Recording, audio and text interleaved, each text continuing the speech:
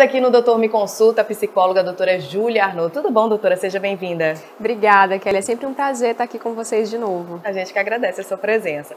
Hoje o assunto é um assunto muito importante, inclusive um assunto que acredito que muitas pessoas estão vivenciando e às vezes talvez não saibam nem que estejam passando por isso, que é sobre a positividade tóxica, não é isso, doutora? Exatamente. A gente vê que hoje em dia, principalmente com as redes sociais, essa foi uma questão que teve um aumento muito grande, né, também depois da pandemia. E aí a gente vai conversar um pouquinho sobre como é que funciona, o que é, não é isso? O que ela pode causar na gente, né? Exatamente. Olha, a gente já começa a nossa entrevista com a participação do nosso telespectador. Vamos ver agora na tela.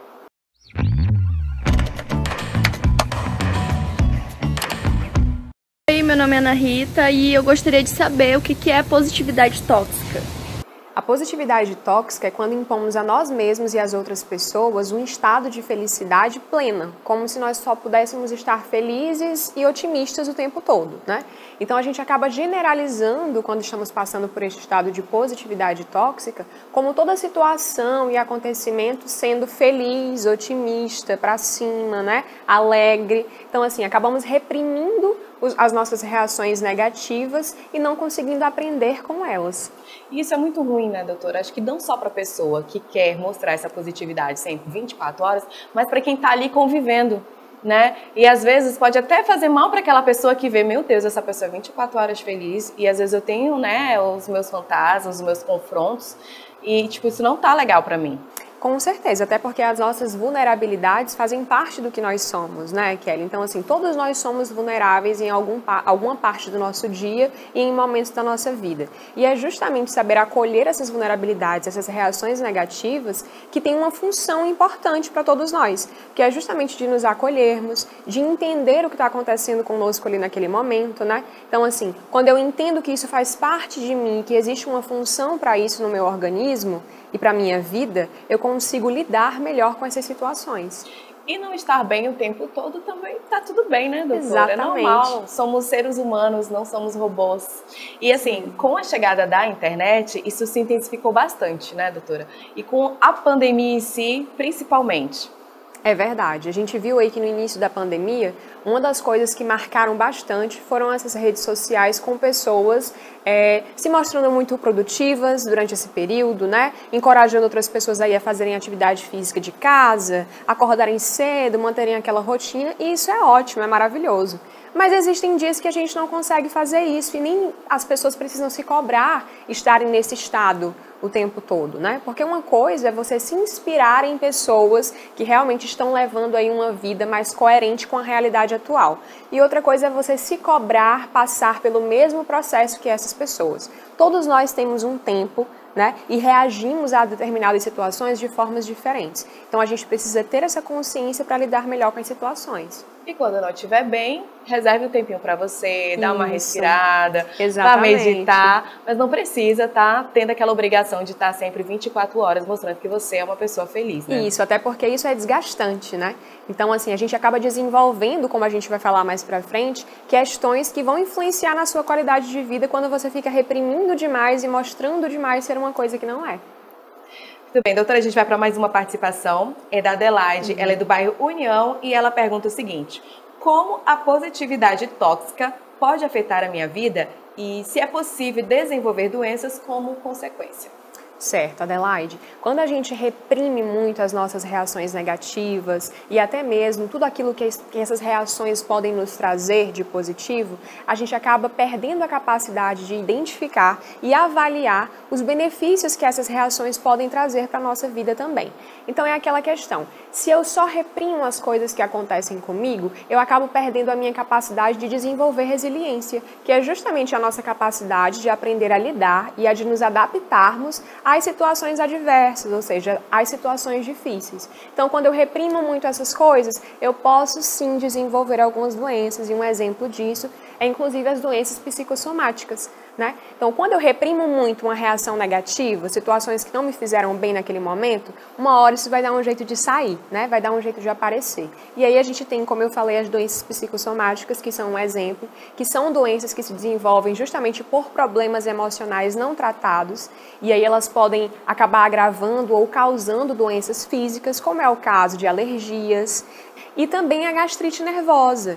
Então, além de todos os outros transtornos de humor que a gente sabe também, né, que podem surgir, como a ansiedade e a depressão. Então, o ideal é que a gente realmente consiga aprender a lidar, mecanismos mesmo para aprender a lidar com essas reações mais negativas, com essas emoções que possuem uma função, e inclusive a psicoterapia é uma dessas formas para te ajudar. Exatamente, essa questão da ajuda. Não é errado pedir ajuda, né, doutora? Quando você se sente muito sufocado, porque um turbilhão de sentimentos passam, somos humanos. Com certeza. Então, assim, você buscar ajuda, né, buscar um bom profissional, um psicólogo que possa te auxiliar, te dar um norte, é um alívio, né, doutora? Sim, é aquela coisa do é normal você não estar bem o tempo todo, mas a gente também precisa normalizar que o eu não preciso dar conta de tudo sozinho, né? Então, assim, quando você percebe que não está realmente conseguindo lidar com as situações do seu dia a dia de uma forma mais coerente e saudável, não tem por que não procurar ajuda para fazer isso, né? A gente tem aí os médicos hoje em dia que no instante a gente procura quando está sentindo alguma coisa, e em relação às nossas emoções não deve ser diferente. A gente também precisa procurar e nos cuidarmos. Além da positividade tóxica, a doutora me fez lembrar de uma situação aqui também, que existem aquelas pessoas muito melancólicas, né, que estão sempre tristes, Sim. reclamando de tudo. Então, assim, quando não é 8, é 80. Então, tem que existir um equilíbrio. Sim, com certeza. Quando a gente fala de acolher as reações negativas, essas reações emocionais mais negativas, a gente não está falando para você aprender a lidar com isso de uma forma que se normalize. Né? Tipo, é normal eu me sentir mal, mas eu me sentir mal constantemente, eu experimentar reações negativas constantemente, aí também já é um ponto a se preocupar. Então, assim, realmente é uma questão de equilíbrio. A gente não pode viver num tudo ou nada na nossa vida, né? Tem que existir um equilíbrio entre as reações negativas e as emoções positivas. E é aquela coisa, né, Kelly? Como é que eu vou saber o que é bom se eu não sei o que é ruim? Então, para eu valorizar os meus momentos positivos, as minhas emoções positivas, eu preciso me dar a oportunidade de experimentar essas reações mais negativas e entender aquilo que elas podem me proporcionar, né? O que elas podem me ensinar. Exatamente, doutora. Olha, a gente tem mais uma pergunta, é da Giovana Passos, ela é do bairro Cidade Satélite. E ela pergunta o seguinte: como posso diferenciar se estou praticando o reforço positivo de uma atitude tóxica, mesmo que inconsciente? Através do processo de autoconhecimento que só a psicoterapia pode te ajudar, Giovana. Por quê? Quando a gente está em psicoterapia, passando por esse processo, a gente consegue identificar e avaliar através da sua história de vida, dos seus valores e daquilo que é um limite, né, também para você, como que você pode estar reforçando essas atitudes no seu dia a dia. Porque é muito difícil a gente conseguir identificar se você não passa por esse processo de consciência evolutiva maior, né? Que só a psicoterapia, em muitos casos, consegue te proporcionar. Então, quando você passa por esse processo, você se dá a oportunidade de se conhecer e de linkar coisas que já te aconteceram com pontos da sua vida hoje, você consegue fazer essa diferenciação e investir mais nesse processo. Porque não tem como a gente falar assim uma coisa específica, né? É necessário realmente estar nesse processo e se dar a oportunidade. Doutora, a senhora teria alguma mensagem a dar aos nossos telespectadores que possivelmente estejam passando por isso? Com certeza. Eu acredito que as redes sociais hoje em dia elas têm um papel muito importante para todos nós. Então é ter muito cuidado com o tipo de conteúdo que você anda consumindo. É realmente procurar seguir e consumir conteúdos que vão agregar de fato na sua vida e não fazerem com que você fique se comparando com outras pessoas. Porque a gente percebe que isso está muito em foco hoje em dia. Não é porque fulano consegue fazer tal coisa e leva a vida de determinado jeito que você também precisa fazer.